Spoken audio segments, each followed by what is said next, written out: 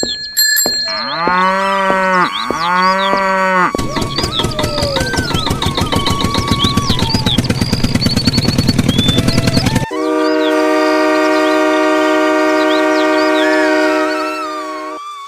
कहानी एक छोटे से गांव की है, जहां रोहित नामक एक ईमानदार और मेहनती युवक अपनी पत्नी सुमन के साथ रहता था। रोहित ज्यादा पढ़ा लिखा हुआ नहीं था। वह दिन भर खेतों में मजदूरी करता रहता और उससे जो पैसे मिलते उनसे अपने परिवार का पेट पालता था। रोहित की पत्नी सुमन भी उसी की तरह मेहनती और समझदार थी। सुमन की एक खास बात थी, उसके हाथों से बनाई गई चाय का स्वाद बहुत अच्छा था। जब भी सुमन रोहित के लिए चाय बनाती थी, तो उसे पीने के बाद रोहित सुमन से कहता, अरे वाह सुमन, तुम्हारे हाथों में तो जादू है जादू। ये चाय किसी अमृत से कम नहीं है। क्या सच में पतिदेव जी? हाँ सुमन, तुम्हें क्या लग रहा था मैं मजाक कर रहा हूँ? अगर ऐसी बात है तो क्यों ना हम एक चाय की छोटी सी दुकान खोल लें? बात तो तुम सही कह रही हो, पर हमारे पास उतने पैसे नहीं हैं जिससे हम एक नई चाय की दुकान खोल सकें। हम एक काम करते हैं, अपने छोटे से खेत में कुछ सब्जियां उगाते हैं और उनको बेचकर जो पैसे मिलेंगे उनको इकट्ठे करके कुछ दिन बाद एक चाय की दुकान की शुरुआत करेंगे। हाँ सुमन, तुम्हारी योजना तो कमाल की है, हम ऐसा ही करते हैं। ऐसा सोचते हुए रोहित अपने खेत की तरफ निकल पड़ा। उसने अपनी जमीन को साफ किया, मिट्टी तैयार की और बीज बोए। सुमन घर का काम निपटाकर खेत में रोहित का साथ देती। उन्होंने टमाटर, धनिया, मिर्च और भिंडी जैसी ताजी सब्जियां उगाईं। शुरुआती महीनों में मेहनत ज्यादा और कमाई बहुत कम थी। धीरे धीरे उनकी सब्जियां गांव में बिकने लगी और जो भी पैसा मिलता उसे सावधानी से जोड़ते।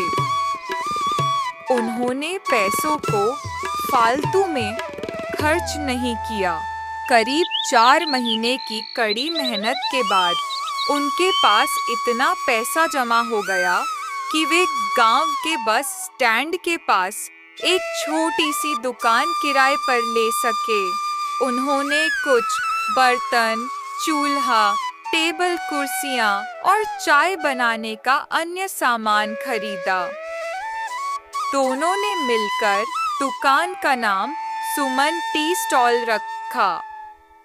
दुकान के उद्घाटन के दिन गांव के सभी लोग यहां आते हैं।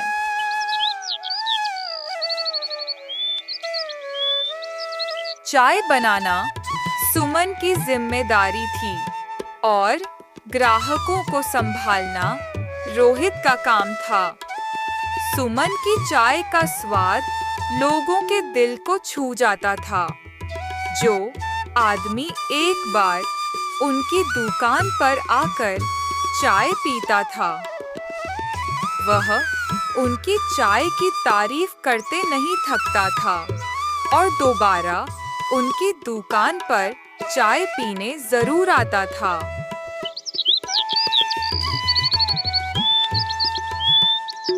धीरे धीरे उनकी दुकान की चर्चा पूरे गांव में होने लगी। कुछ ही समय में उनकी दुकान पर तुलसी, मसाला, अदरक, इलायची और गुड़ जैसी अलग-अलग चाय मिलने लगी। एक दिन एक युवक शहर से गांव घूमने आया और उसने रोहित की दुकान से चाय पिया। उसे चाय इतनी पसंद आई कि उसने दुकान की फोटो और कहानी सोशल मीडिया पर पोस्ट कर दी। उस पोस्ट ने कमाल कर दिया, वो वायरल हो गई। अब पास के शहरों से भी लोग सुमन टी स्टॉल पर चाय पीने आने लगे।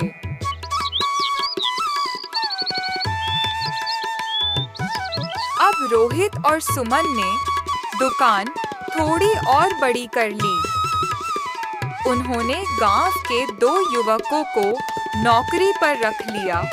उन्होंने सुमन टी नाम से एक और चाय की दुकान शहर में खोला और वहां भी सस्ती और स्वादिष्ट चाय से लोगों का दिल जीत लिया।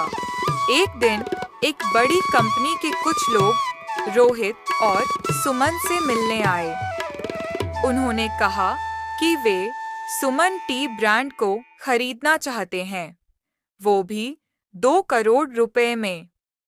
लोग चौंक गए। गांव वाले खुश थे कि अब रोहित करोड़पति बन जाएगा। रोहित और सुमन कुछ पल के लिए सोच में पड़ गए। 2 करोड़ रुपए से उनका पूरा जीवन बदल सकता था। बड़ा घर, गाड़ी, आराम की जिंदगी और भी बहुत कुछ। रात भर दोनों ने इस पर बातें की। सुमन ने कहा, अगर हम ये दुकान बेच देंगे तो सिर्फ चाय की दुकान ही नहीं, अपनी पहचान भी बेच देंगे। हाँ सुमन, बात तो तुम सही कह रही हो। अगली सुबह रोहित और सुमन ने कंपनी को जवाब दिया, ये दुकान नहीं बेचेंगे। ये हमारे खून पसीने की कमाई है। ये सिर्फ बिजनेस नहीं, हमारे रिश्तों की नींव है। यह सुनकर कंपनी के लोग हैरान रह गए और गांव वालों की आंखें भर आईं। सबने ताली बजाकर उनके फैसले का सम्मान किया।